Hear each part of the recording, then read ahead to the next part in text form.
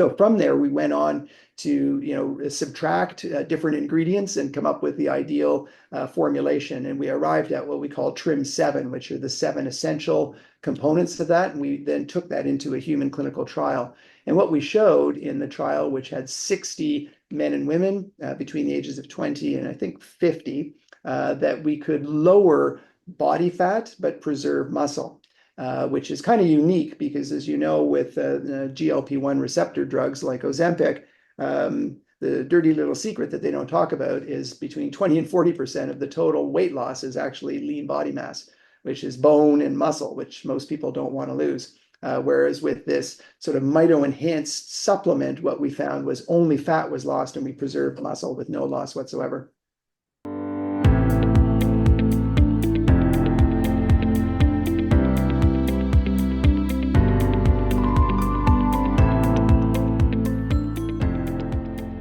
Hello, Dr. Tarnopolsky. You are a professor at McMaster University. So welcome to Modern Healthspan, and thank you so much for joining us today. My pleasure. So, Dr. Tarnopolsky, could you briefly introduce yourself and what is it that your lab focuses on? Yeah, I'm a professor of pediatrics and medicine, and I see children and adults who have genetic disorders that affect either mitochondria or muscle. So things like genetic mitochondrial disease or genetic muscle disorders. But because of our interest there, we're also very interested in human aging, because with aging, as you'll find out, we have both mitochondrial dysfunction and muscle weakness. So understanding how we can treat our patients helps to treat patients, people with aging and vice versa. So one quick question that I had in there. Are all mitochondrial diseases genetic diseases? Are they all inherited or can you kind of acquire them? Yeah, it's an excellent question. My main clinical focus is on the genetic mitochondrial disorders. So we can talk a little bit about the mitochondria in a second and to see how that fits in. But there's generally two genetic disorders. One is what's called the mitochondrial DNA, which a piece we get from our moms, which we'll talk about in a minute. But also the DNA from our mom and dad called the nuclear DNA can also harbor mutations which can affect the mitochondria. So those would be the genetic disorders. However, mitochondria are very sensitive and they can be affected by a variety of acquired issues. For example, now we're studying long COVID syndrome and our preliminary evidence, and there is some evidence from others, that the COVID itself can cause damage to the mitochondria. So that would be considered a secondary mitochondrial disease. And indeed, most of the genetic disorders that we see in children that are not related to mitochondria have secondary mitochondrial dysfunction, because the mitochondria are either integral to so many cellular processes and or they get damaged secondarily to deleterious effects in the cell, that there's almost invariably mitochondrial dysfunction in pretty much every disorder we see, be it primary genetic or otherwise. Okay, so Dr. Tarnopolsky, there's so many things we could talk about, especially given your experience with exercise as well. However, today what I'd like to focus on is mitochondria and how we can kind of manage them as we get older, and maybe kind of what's the best way to use nutraceuticals to improve our health span with mitochondria. So perhaps to start with, kind of just to set the playing field, could you explain, so what are mitochondria and why are they so special? Sure. Mitochondria are special, I think, because they're something that's really been with us the longest from an evolutionary perspective. It's been estimated that somewhere probably around 2 billion years ago, a sort of what we call a proto-eukaryotic cell. So eukaryotes are what we are, but prior to that, essentially most the cells in the world were bacteria. And what's thought is that this proto-eukaryotic cell took on a bacteria, and that bacteria essentially was a mitochondria.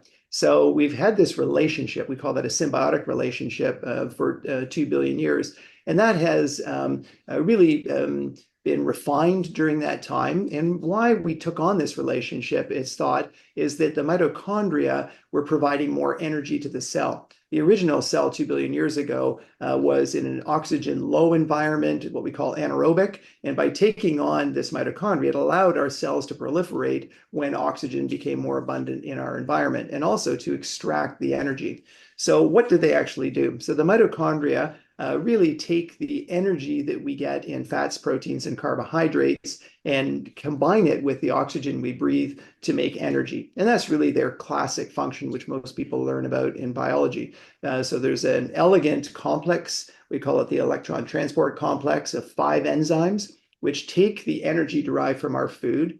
And what they do really is take the potential energy and they combine it with oxygen in the 4th enzyme complex, where we essentially take oxygen and reduce it to water. But the power from our food in these things called reducing equivalents allows a flow of electrons, which ultimately leads to the regeneration of ATP, which is the energy currency of our cell.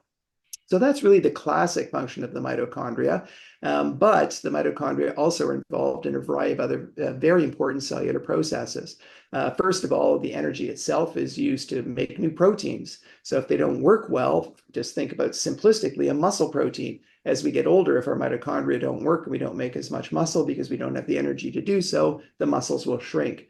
We also know that as the mitochondria become dysfunctional, either from a genetic mutation or some acquired issue like aging, we produce things called free radicals. These are essentially unpaired electrons which can damage other cellular constituents like DNA, protein, lipids, and cause damage to the cell. So that's another role of the mitochondria. Now, when we exercise, those free radicals probably stimulate the adaptation so they can be good, but if there's too many of them, they can be bad. Another thing the mitochondria are critically involved is a process called apoptosis, or pre-programmed cell death. And especially the nerves in our brain, as we get older, they tend to die off through this apoptosis process. And there's what we call an intrinsic pathway where the mitochondrial damage releases factors which activate this pre-programmed cell death. So keeping mitochondria healthy will decrease apoptosis. And finally, when mitochondria don't work properly, they're involved in activating what's called the inflammasome, which is an inflammatory process. So it's not just the derivation of energy, but they're involved in so many cellular processes. People can see why, if they're not working well, it's not just 1 or 2 things that are affected, but the whole cell becomes dysfunctional. And what we find is that the mitochondria are really in every cell in our body, except for our red blood cells, but they're much more enriched in energy-dependent tissues. For example, the heart, almost 20% of the heart mass is mitochondria. Skeletal muscle is 3 to 4%. Brain has quite a bit of mitochondria as well. So when they're not working, it's those tissues that are most affected: our brain, our heart, and our muscle. So that's just a brief overview of the mitochondria, but we can certainly get much more into the weeds on any aspect of that if you'd like. So I was thinking about mitochondrial dysfunction is one of the key hallmarks of aging, correct? But I think you covered most of those. I mean, we see increased ROS, cut down protein synthesis, inflammation. So is there anything else that goes wrong, or is there any more kind of, what else goes wrong with mitochondria as we age? Yeah, so those are some of the key issues. And for example, one of the theories of aging is called inflammaging, that we have this chronic low-grade inflammation. And, some, but not all of that inflammation comes from mitochondrial dysfunction. We talked about the free radicals. The Denham-Harman back in the 50s, proposed that mitochondrial dysfunction, getting more free radicals, was part of aging. And, there's a component of that. The other interesting thing that people are becoming more aware of is a process called autophagy, which is self-eating is really what it means. And as we get older, as we accumulate damage, with ionizing radiation or free radical damage, what have you, these abnormal molecules are usually removed through a process called autophagy. And the mitochondria are involved in a way, it's called mitophagy. So the mitochondria, as they become dysfunctional, we activate a series of different enzymes, PINK and Parkin, which are related to Parkinson's disease, and then we clean up the dysfunctional mitochondria. Now, that autophagic process or mitophagic process does become more impaired as we age, and that perpetuates this mitochondrial dysfunction because we can't purify or improve the mitochondria by removing those fragments that are more damaged through aging or some other cellular process. So is there a way to tell how healthy, what the state of our mitochondria are? I mean, is there any metrics? Do we look at like phenotypic metrics like VO2 max or something like that? Are there any biomarkers? Yeah, that's a great question. Certainly, there's many ways to look at mitochondrial function, depending on the study or the outcome or the metric that you want. For example, you can take a tissue biopsy, which we often do, and we can look at the total maximal enzyme activity of the mitochondria. We can look at them under the microscope to see if they have normal structure, and structure and function are fairly tightly linked. But most people, the average person on the street doesn't want to get a muscle biopsy to look at the mitochondria. But the best way to look at the whole body mitochondrial fitness is really, as you pointed out, the VO2 max. And what VO2 max is it's the maximal oxygen consumption. And the best way to measure this is put someone on a treadmill or a bike. We're essentially measuring the oxygen coming in and the carbon dioxide coming out. And what we do is we increase the intensity or speed of the bike or the treadmill and bring somebody to their absolute maximal capacity. At that point, what we're looking at is essentially the difference between room air, which is 20.93% oxygen, and the oxygen coming out, and the total volume. So if you know the difference between oxygen in and out and the volume, you can get the oxygen that's consumed by that person per minute. And the metric we usually use is we divide that by your kilogram of body weight. And that's your VO2 peak or VO2 max. Essentially, they're pretty much synonymous. And what it's reflecting, as I pointed out earlier, all of that oxygen ultimately ends up at complex 4 of our mitochondria, where essentially the oxygen is consumed and we get water produced at complex 4. And so really, it's your mitochondria that are determining the total oxygen that's being consumed. And that's the best way of really measuring it in somewhat. And what we do find, obviously, athletes, because of mitochondrial biogenesis, have higher VO2s. As we age, even with athletes, and we and others have published many papers on this, unfortunately, even with exercise, and we'll talk about how good it is for you, we still get a slow decline. However, in one of our studies in 2012, the VO2 max of older athletes, those over the age of 65, was higher than sedentary people in their 20s. So, although it does decline because of mitochondrial dysfunction with age and other factors, and whose heart doesn't pump quite as well, it's probably our best metric. And many other people have noted as well that your VO2 max really does determine function. And so, for example, if your VO2 max is less than 12 milliliters of oxygen per kilogram per minute, many people become institutionalized because you're so functionally impaired that you just can't carry out your daily activities. And those with the higher VO2s tend to have the best health span and even the slightly longer lifespan. So I assume that the VO2 max is going to measure the mitochondria in your muscle. So can different tissues have mitochondria which are healthy and unhealthy? Like, could you have unhealthy mitochondria in your brain and healthy in your muscle? That's a great question. Generally, looking at animal models, for example, we did a study where we had mice from age 3 months to 2 years of age who were able to run on a treadmill every night, and other mice, treadmill was locked, so they couldn't run. And what we find is that the benefits of being healthy with respect to the mitochondria are present not just in the muscle, but also in the brain, the heart, and we've even published that the skin mitochondria are healthier with exercise. So long-term exercisers have much improved mitochondrial function in the skin. Now, the point that I will make there relates to another point that you're pointing out, and that is that we did the biopsy from a non-sun exposed area. And the reason why we did that is that if you look at my face, and I've got friends who are, world-class cyclists, we're out in the sun a lot more than a sedentary person. So you get secondary damage from the sun, which damages the mitochondria. And so you can sort of mask the benefits by looking at someone's face or biopsying their face, because you've got 50 times, let's say, more exposure to the UV radiation, which is causing damage. But if we didn't get that protection, it probably would be that much worse. So when we biopsy a non-sun exposed area, we do see the benefits in a multi-systemic fashion to mitochondria throughout the body. However, if we were to biopsy the skin on the face through a an epigenetic process, meaning, something that's not genetically regulated, and that's the sun UV radiation, that sort of masks the benefit that we're seeing. So, for example, you could be a super fit athlete and have good mitochondria in your muscle, but if you had multiple head injuries or you were genetically predisposed to Alzheimer's, you could have dysfunctional mitochondria in the brain and good mitochondria in your muscle. But for the average person, we see multi-systemic benefits to exercise across mitochondria in the whole body. But yes, your VO2 at peak is almost 100, well, not 100%, it'd be over 90% of that is coming from skeletal muscle. Looking for ways to improve your sleep and manage stress? You're not alone. Thankfully, there are natural solutions that can help. I'm excited to share an exclusive offer with you from BiOptimizers. Throughout November, they are offering a Black Friday sale on their products, including my wife and my favorite daily supplement, Magnesium Breakthrough.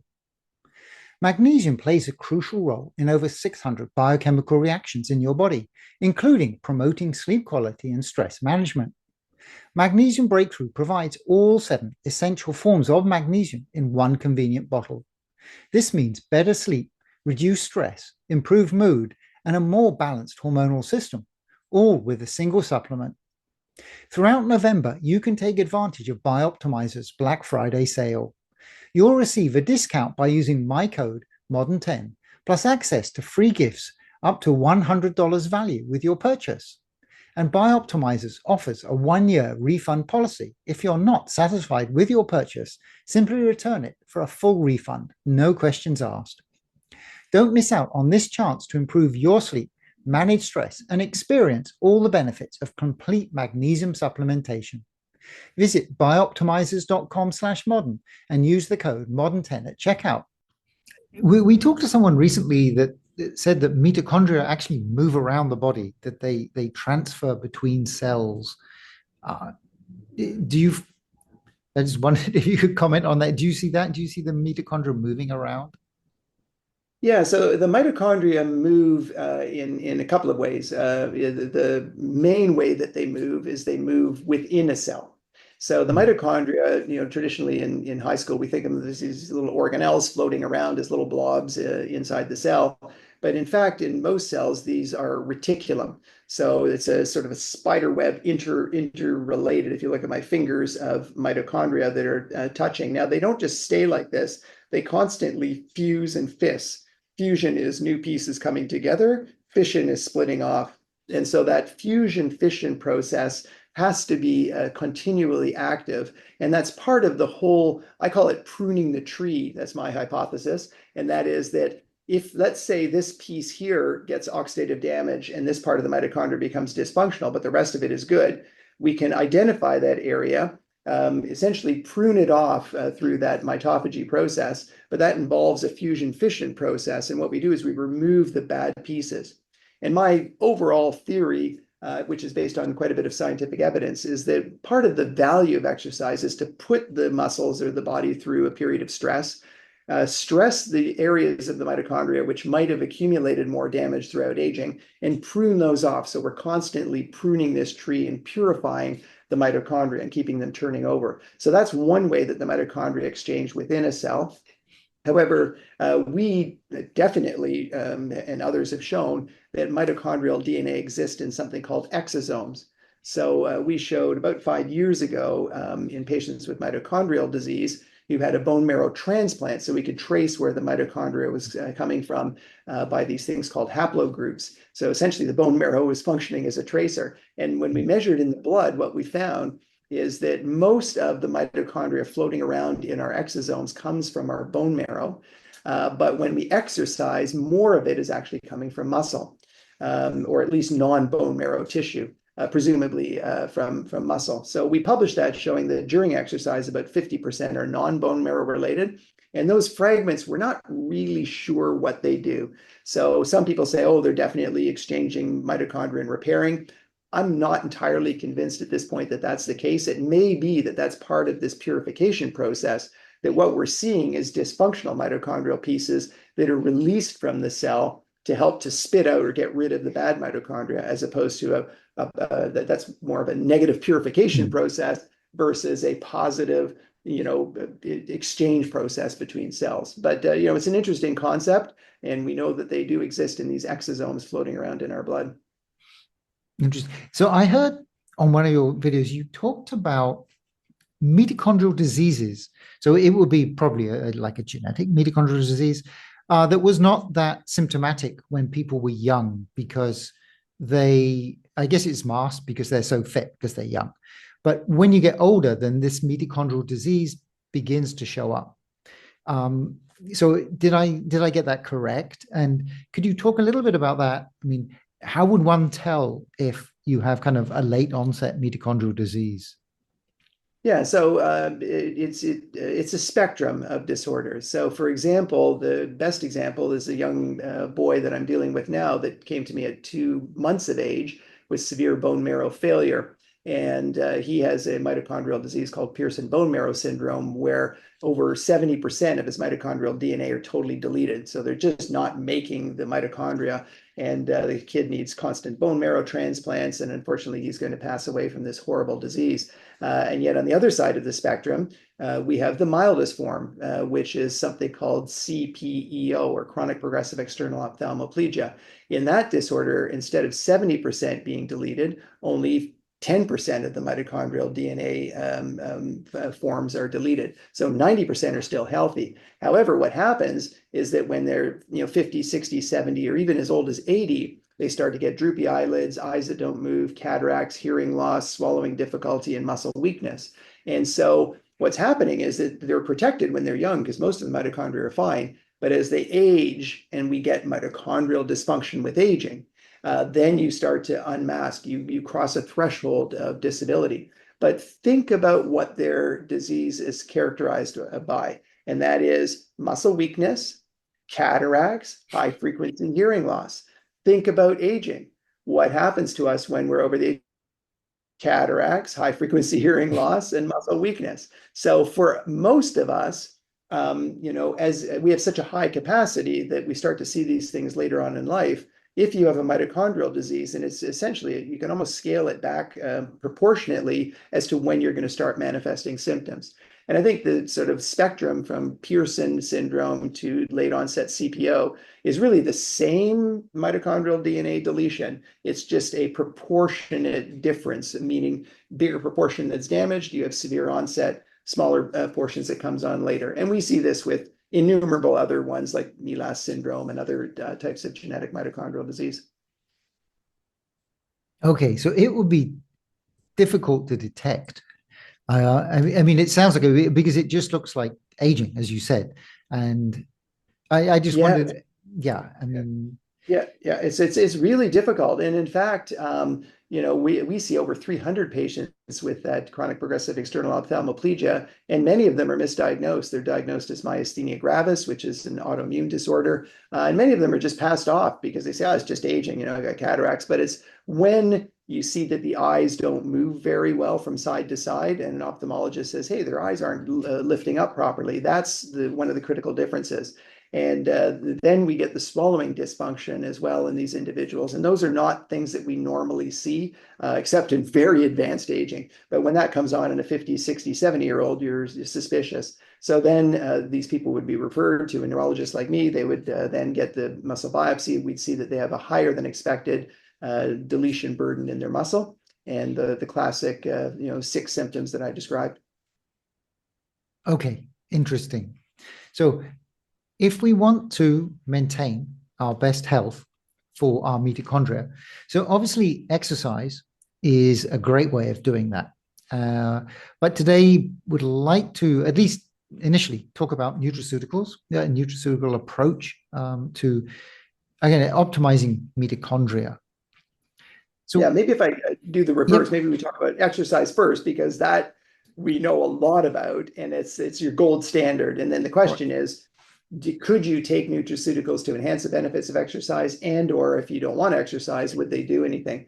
So what do we know? We know for sure that people who chronically exercise have better mitochondria reflected in a higher VO2, higher mitochondria. We and others have shown that that's present in heart in muscle, and our study in 2015 in skin as well. So long-term endurance exercise, which is really 3 times a week minimum, 30 minutes of moderate to vigorous physical activity, is going to confer significant benefits to your mitochondria. Now, you mentioned Marty Gabala earlier, one of my good friends and colleagues. We did a lot of work, or at least we did the mitochondrial work when he was doing this high intensity stuff. And the high intensity exercise gives, at least at the cellular level, many of the benefits. But of course, this is a newer form of exercise. So most of our epidemiology and our studies are based on what people have done for 40, 50 years, and that is moderate intensity, continuous endurance exercise. And we know that's where all the epidemiology benefits and all of our work on mitochondria were in that group. In the high intensity, it is likely that people over a long period of time are going to get the same benefits, but we have only started doing that type of activity in the last 5 to 10 years. So we don't really know the 30, 40-year benefits of that, but it probably is similar. Now, what's interesting from an exercise perspective with older adults is weight training. And my first grad student, Johnny Parisi, who did some work with us, where we had older adults who were over 65 and they had not done regular exercise, but we put them through a weight training program. The first study we did was 3 months of resistance training 3 times a week in the gym. And what we found, which was interesting, is an increase in mitochondria. Now, traditionally, people have always felt that weight training doesn't improve your mitochondria. It increases your muscle size, your muscle strength, but the relative increase in mitochondria is just not there in young people. So people were surprised, as we were, that there was such a robust increase in mitochondria with weight training. Now, what probably happens is, number one, these people are fairly sedentary and they hadn't done much, so they'd accumulated damage for 65 years. By doing the weight training, they put their body through a physiologic stress. And, my pruning of the tree hypothesis, they probably cleaned up a lot of the dysfunctional mitochondria. That's one. Number two, Doug Turnbull, Tanya Tavasalo, and others in mitochondrial disease patients found that the stem cells, the satellite cells in our muscle, which are relatively quiescent, don't accumulate the same degree of mitochondrial damage as we age. And we also, in patients, don't see the damage in the satellite cells. So what happens with weight training, as you know, when you get the damage, we activate satellite cells. They come in and shift in or bring in their new, relatively undamaged mitochondria. And that's called the mitochondrial DNA shifting theory, shown well in these CPO patients, but work with Johnny Parisi in my lab, and others have shown that that actually happens with aging. So we think that's why the weight training is helpful to your mitochondria in older adults. But I think more importantly, especially myself now over the age of 60, I raced internationally in endurance sports for many years when I was younger, still trained 7 days a week. But I was finding, I was losing muscle mass and still getting skinny. So I've started incorporating weight training, as we've done in many of our studies, to show that really for older adults, strength loss is a big factor, and the weight training is the best way to increase strength.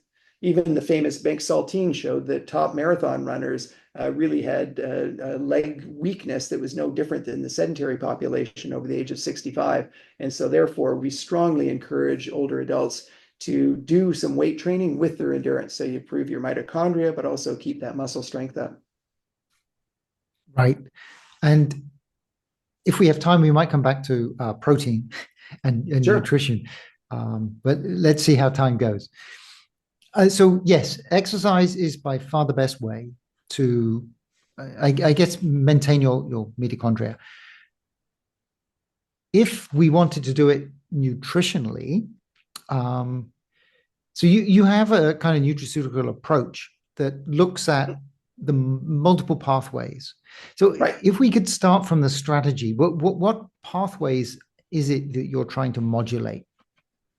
Yeah, so what we hypothesized in 2001 is that to treat neurologic disorders or mitochondrial disorders, so many pharma companies are trying to identify a single pathway, a single molecule, and that's been the pharma sort of model for 50 years. And they say exercise is dirty. We don't want to study it. It's a dirty science. And the reason why it works is because it's dirty. And what I mean by that is that it's not just one thing that's beneficially affected by exercise. Lower inflammation, lower oxidative stress, increased muscle strength, increased mitochondria. So what we said is, in our hypothesis, we should treat the final common pathways of neurologic disease, aging, mitochondrial disease. Really, they're all the same. Oxidative stress, mitochondrial dysfunction, inflammation. And so by using a multi-ingredient nutritional supplement approach to target not just oxidative stress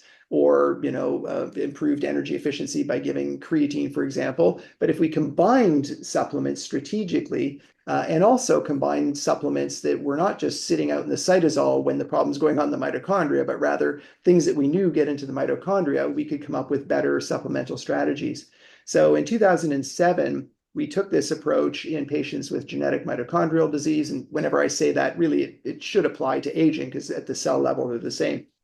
So what we did is we used creatine monohydrate, which many studies have shown increases your sort of rest and exercise transition, that higher intensity sort of power output in the cytosol. It also has some neuroprotective effects and antioxidant benefits.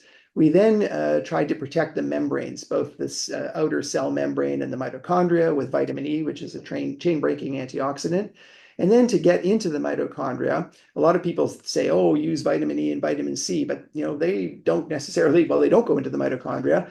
So we used alpha lipoic acid, which is key in things like PDH, branched chain ketoacid dehydrogenase, potent mitochondrial antioxidant with coenzyme Q10. And coenzyme Q10 is a molecule that accepts the electrons from complex 1 and complex 2, and it can provide antioxidant benefits. The important issue, too, is that most failures of single antioxidants is that any antioxidant can become a pro-oxidant. So you need these, what we call redox couples. So that's why we had CoQ10 and lipoic acid in our mix. So we went ahead and did a randomized double-blind crossover study and showed lower oxidative stress with 2 outcomes and lower lactate. So lactate in the blood is if it's higher, it's a reflection of the mitochondria not working to a first approximation. And certainly in our patients it was, and we showed lower lactate and lower oxidative stress. Now we got criticized and, the pharma people said, oh my God, there's 4 ingredients here. This is so dumb. I tried to prove everyone wrong with my own personal money because nobody funded either of these studies. And we did a study with super high dose coenzyme Q10, which is what everyone was using at the time to treat mitochondrial patients. And what did we find?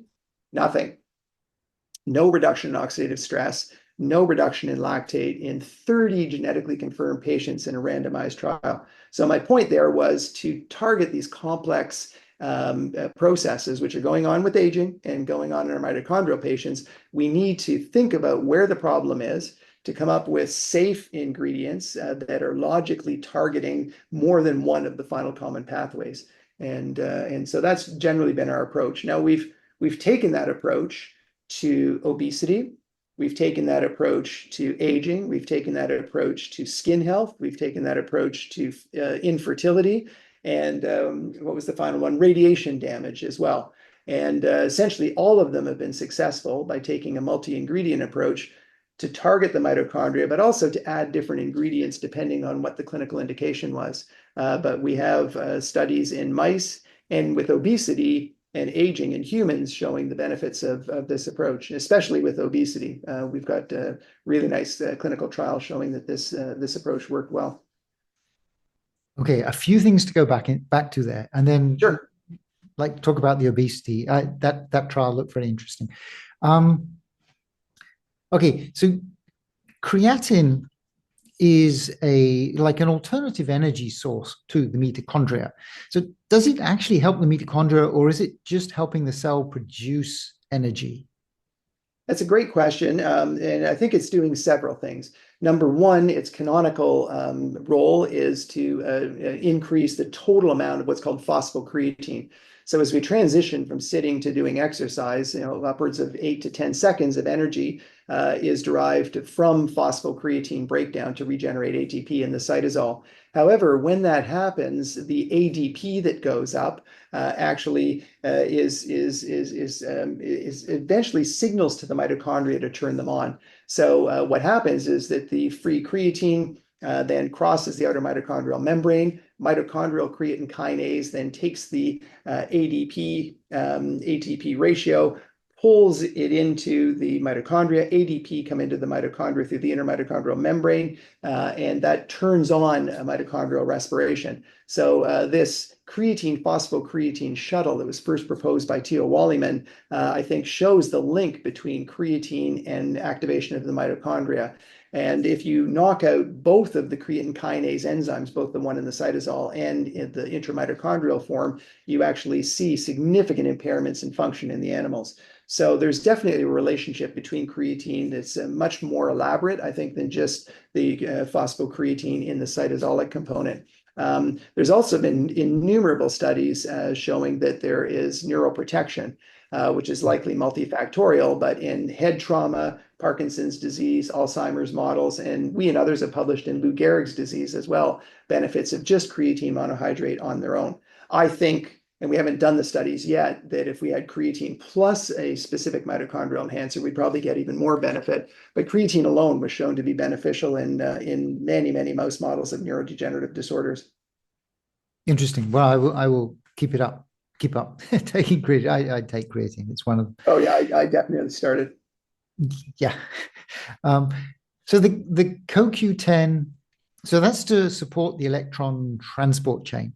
So CoQ10 is a big molecule, right? It's got this really long tail. Is it absorbed orally, or do you need to take precursors? No, and that's a good point. So what happened is about 30 years ago, some of the earlier forms were very little bioavailability. And in fact, the bioavailability is pretty poor even now.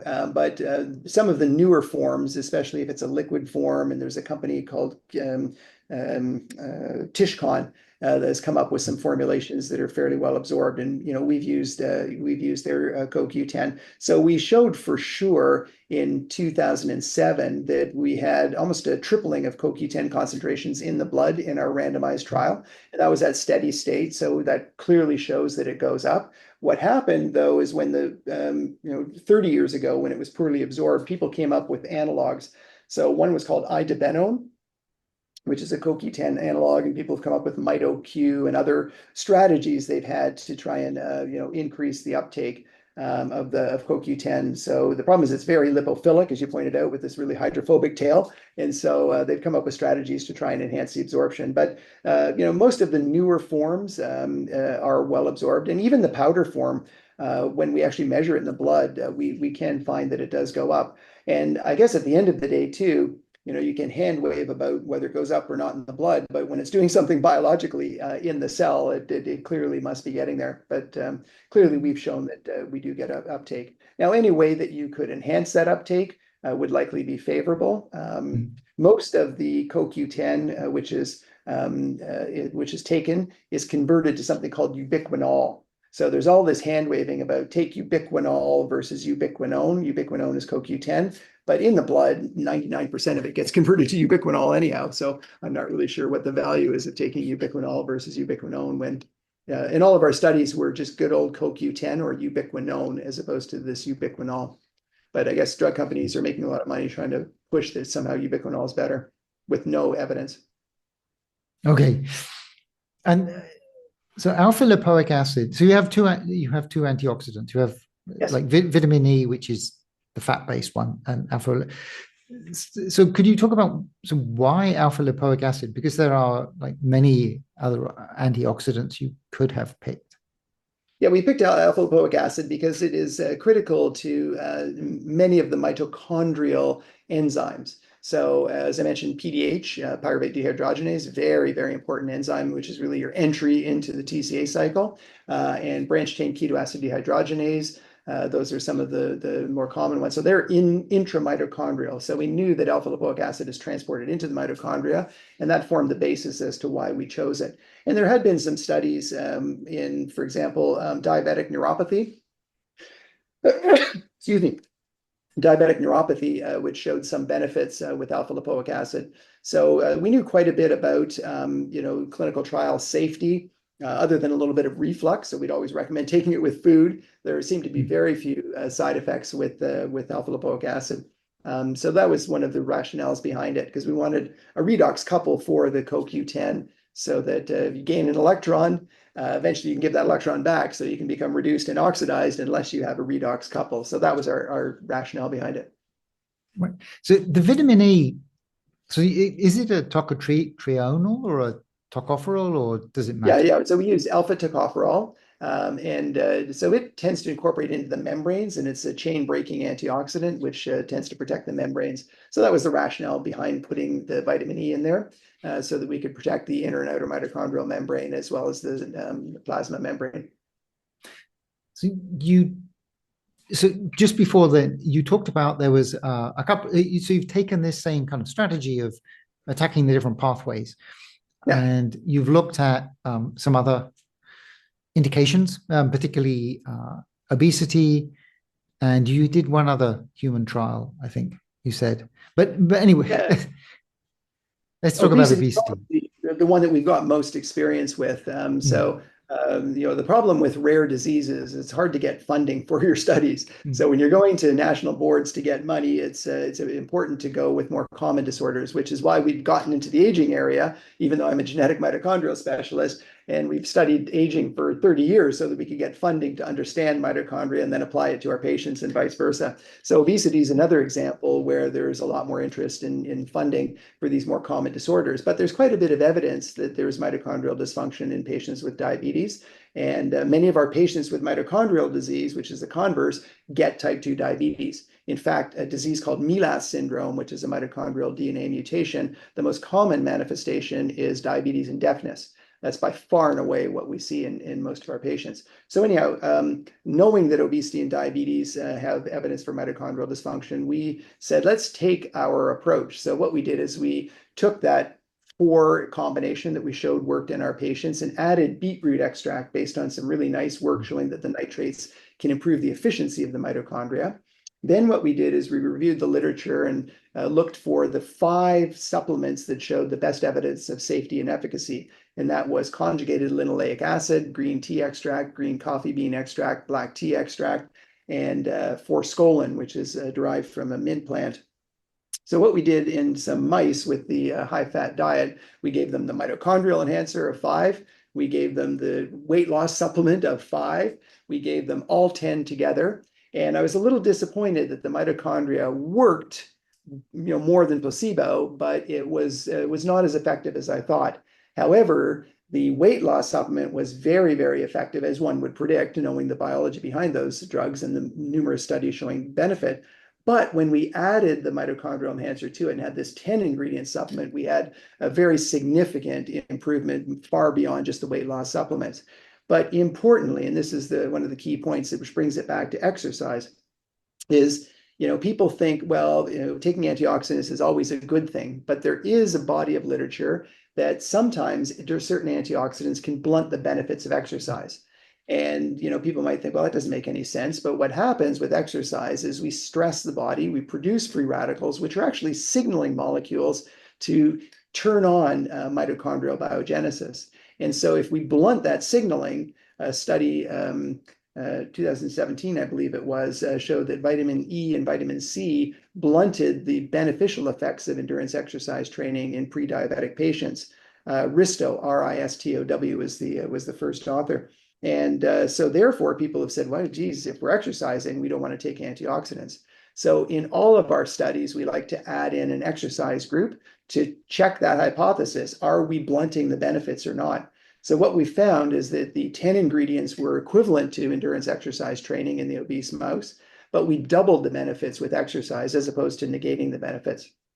So from there, we went on to subtract different ingredients and come up with the ideal formulation. And we arrived at what we call TRIM7, which are the 7 essential components of that. And we then took that into a human clinical trial. And what we showed in the trial, which had 60 men and women between the ages of 20 and I think 50, that we could lower body fat but preserve muscle. Which is kind of unique because, as you know, with GLP-1 receptor drugs like Ozempic, the dirty little secret that they don't talk about is between 20 and 40% of the total weight loss is actually lean body mass, which is bone and muscle, which most people don't want to lose. Whereas with this sort of Mito-enhanced supplement, what we found was only fat was lost and we preserved muscle with no loss whatsoever. Yes. Yeah. And all of the ingredients are nutraceuticals, or they're over-the-counter. Yeah. Not drugs, supplements, I guess. Well, it's an interesting thing because some people say, oh, supplements, they've got this bad reputation because people are, bastardizing them and stuff. Well, certainly in Canada, they've taken strong steps to providing more of a pharmaceutical approach to nutraceuticals in terms of we have to check and make sure that they're within spec range, look at the expiry dates, make sure they're still in spec, make sure that the claims are supported by scientific literature before you get what's called an NPN number for the supplements. And that has come years after I've been advocating for supplements to be better regulated because we use them in many of our genetic mitochondrial patients and other genetic disorders. And my problem was people would go to the store and, I wasn't sure that they were getting what was on the label. And so I've been arguing for this for decades and decades. And so that's now finally becoming instituted in Canada and hopefully soon in the States and other countries. But when we think about it, if I in the lab created creatine, I would be a billionaire and it would be a drug and we could call it whatever because it was synthesized, which creatine is synthesized. But because it's naturally in your body and in meat products, people call it a nutraceutical. But it's the same thing. It has pharmacokinetics. It has time to peak plasma levels. It has a pharmacological effect. And so, because we look at a molecule that may be present in nature and somehow think that it's inferior or it doesn't follow pharmacological principles is totally illogical. So I think of nutraceuticals as pharmaceuticals. And so we've coined this term a nutrapharmaceutical approach, which is what we're doing certainly in our lab. And we've got a spin-off company that's come out of this where we use in vitro work, preclinical work, and randomized clinical trials with all of the pharmacological principles to prove efficacy and safety. Yes. Yeah, we could spend hours on supplements, but for sure. So as we get older, in fact, potentially just because our diet is not excellent, we may be getting some deficiencies. Are there common deficiencies that you see in some of your patients, especially older ones? Yeah. And what would they be? Yes, that's a great question, something we've been advocating for decades. So what we've done is we went back and looked at vitamin levels in over 1,200 of our patients. And what we found is 13% of our patients with genetic disorders had vitamin B12 deficiency.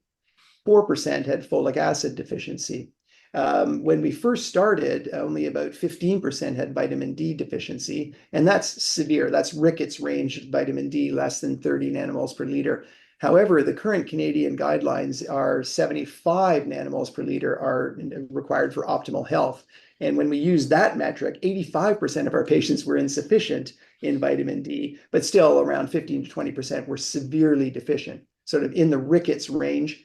And something people forget is kids who have rickets also get a myopathy. And I've had many patients referred to me over the years who had, high muscle enzyme, muscle weakness and fatigue. Everything was normal, but their vitamin D was almost non-detectable. We replace it, CK normalizes, and everything goes back to normal. So those we also see in the general population. Those are the most common deficiencies with aging.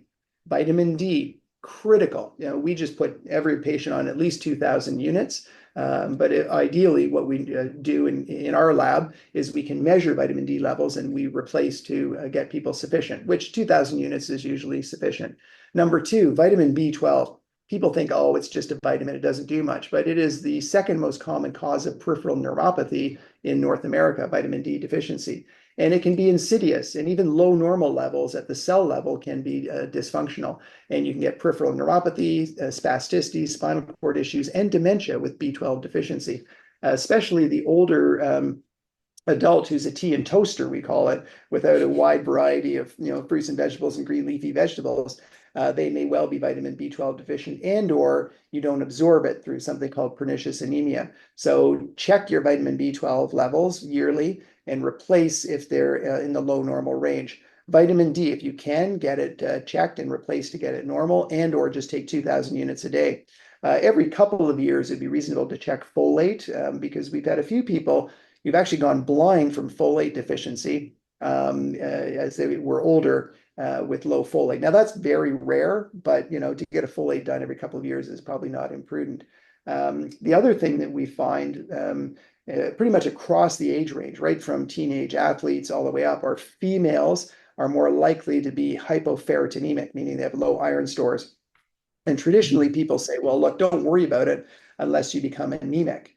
However, there's been some good work in animals that if you have low ferritin levels, which reflect low iron stores, it can affect the iron sulfur clusters of the mitochondria, and you can have fatigue and weakness as a consequence of that. And so we generally would suggest getting your ferritin levels over 50 especially for women. And a study in Canada years ago showed that postmenopausal women with chronic fatigue, if they had low ferritin, getting it over 50 improved their symptoms significantly. So those are the things that I would recommend people should be checking, especially as we get older, as those deficiency rates become more common. Do you see copper as being sometimes too low? Good question. Copper deficiency, we've seen it a few times. It's not very common, but it leads to a stiffness in the legs called spasticity because it damages the spinal cord. Now, the one very important point that you bring up is everyone and their dog goes on zinc supplements thinking that it's great for your skin. The problem is that zinc and copper compete for the same transporter.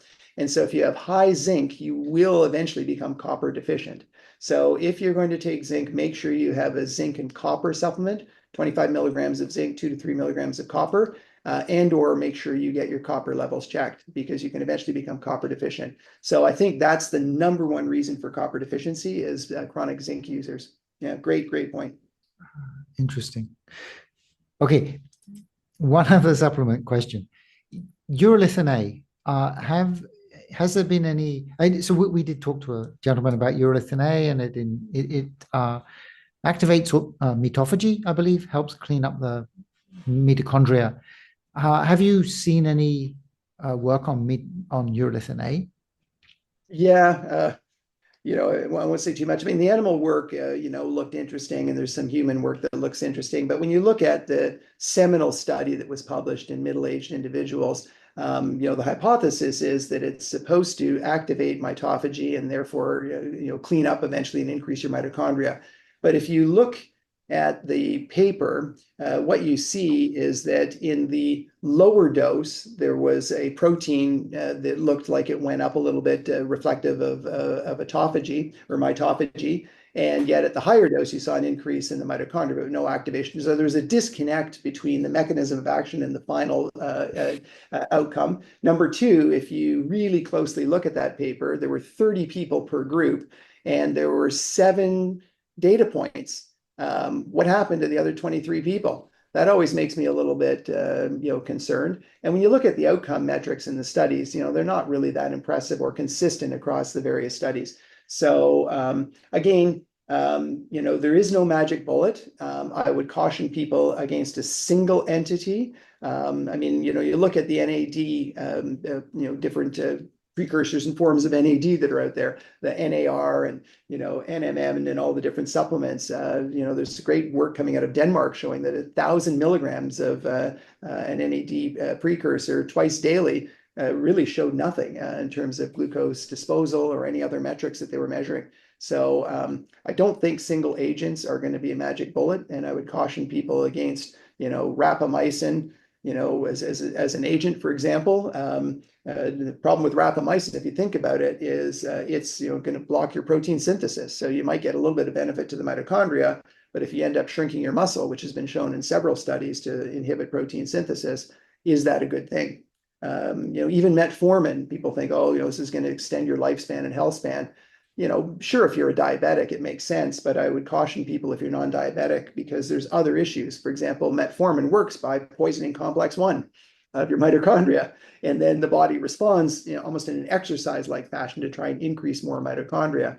But far better and safer to increase your mitochondria through exercise than trying to poison complex 1. Yes, that I certainly always thought. If you have a few minutes, can we talk about sarcopenia and mitochondria dysfunction? I mean, how are they related? And do you see mitochondrial dysfunction? Is mitochondrial dysfunction like a cause or a symptom of sarcopenia?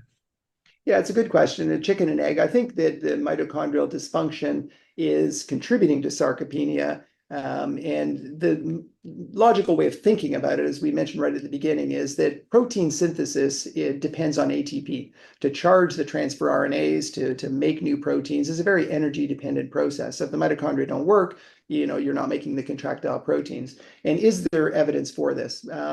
Probably the best evidence comes from a fellow, Jed Aiken. And what Jed Aiken did is looked at cross sections of muscle, and what they found is that the smaller muscle fibers, when they did what's called laser capture microdissection and pulled them out, those are the ones that had most mitochondrial dysfunction.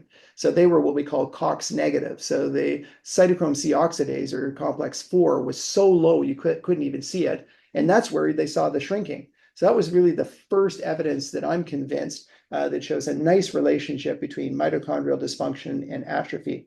And they've shown that in rats, the Fisher cross rat, which is a good model of human sarcopenia.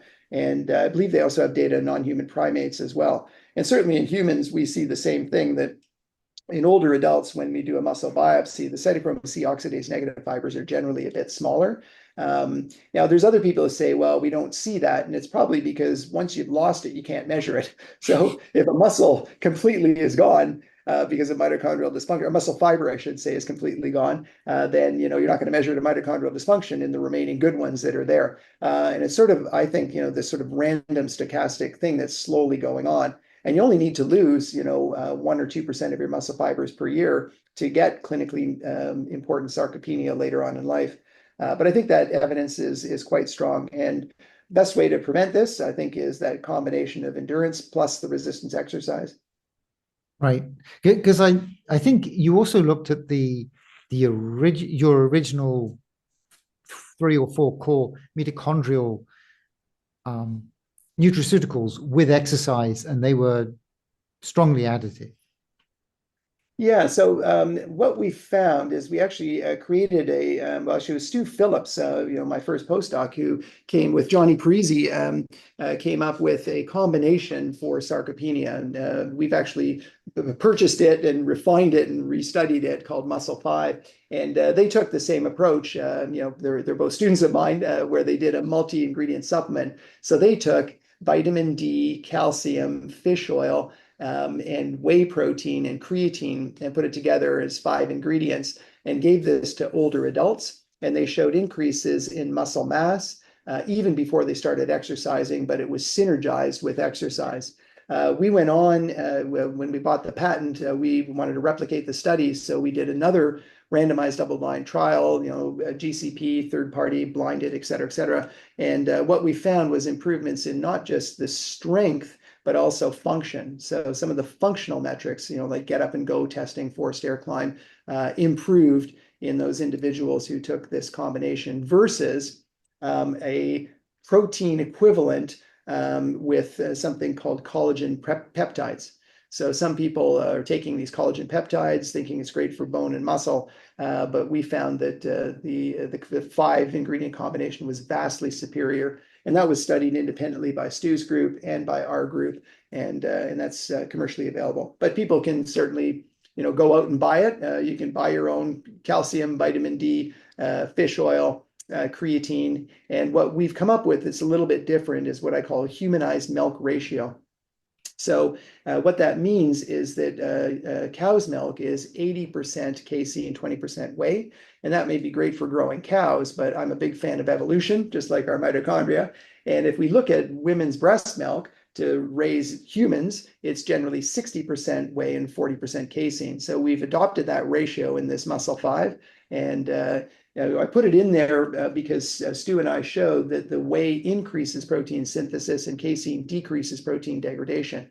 So Mother Nature probably chose these beautifully, this perfect ratio to optimally grow human skeletal muscle, aka little babies, and all the other tissues in those critters. So what we subsequently found in a different study, a group showed that that ratio of whey to casein increased GLP-1 and GIP in the blood at 1 hour versus the milk ratio. And why that's important is a study we have in press right now showed that the folks who took that humanized milk showed a decrease in their energy intake after 3 months of weight training, whereas those that took the collagen just actually had a higher increase in their energy intake. And they actually gained more fat and almost no muscle improvements on the collagen versus the combination, which likely relates to this ratio, which Mother Nature somehow chose to optimally give you satiety by increasing this GLP and GIP, which is what Ozempic's doing, right? So Right, Ozempic, peptide, these drugs work by increasing gastric inhibitory polypeptide in the case of the tirzepatide with the GLP-1, which is what Ozempic is, whereas tirzepatide is a dual agonist of both of them. But the milk kind of does the same thing. The humanized milk. Yes, yes. I was just wondering because I mean, I get whey, but I've never seen like buckets of casein. Can you buy buckets of casein? Yeah, so you can get casein as a protein supplement.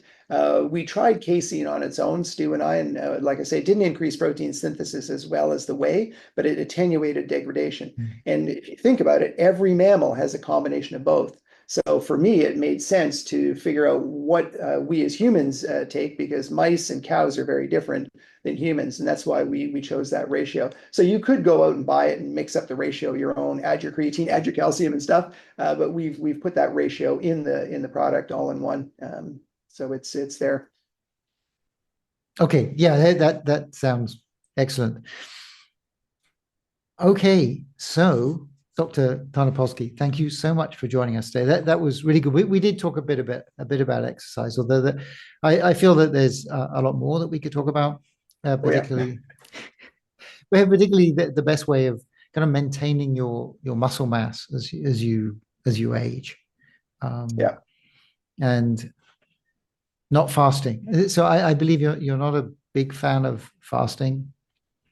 Well, I fast now just because my clinic is so insane that I don't have time to eat during the day. So I eat at 6 in the morning and I eat at between 7 and 9 every night, but not because I want to, just because of the way things go. Now, I think when you look at the data on intermittent fasting, depending on how you do it, you can see some metrics looking good and stuff, but in the long run, I've not seen good long-term data to say after a period of time, people actually do better with one strategy versus another strategy. And the problem is anything in the short term can, change a few metrics and look good. But in the long term, I think for most folks, it's, what can you do that you can maintain over a long period of time? And certainly, I think the biggest thing, I've been studying this since 1988, is good quality protein, making sure that you meet your protein needs, because a lot of people really drop off their protein as they get older, the tea and toaster thing. So what I do, because I know that I'm going to be fasting during the day,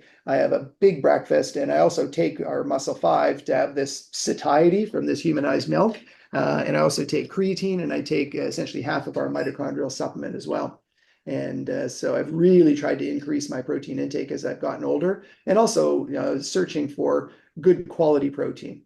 Now, I know there's data on plant and non-plant sources and stuff, but I'm still such a fan of evolution. We evolved with casein and whey. And, people say, oh, well, I'm intolerant to it. Well, what they're intolerant to is actual milk, which has lactose. And so the isolates, if you buy a good quality protein that's an isolate, there's essentially it's lactose free, because I'm lactose intolerant, but I take supplements as long as it's an isolate, not a concentrate.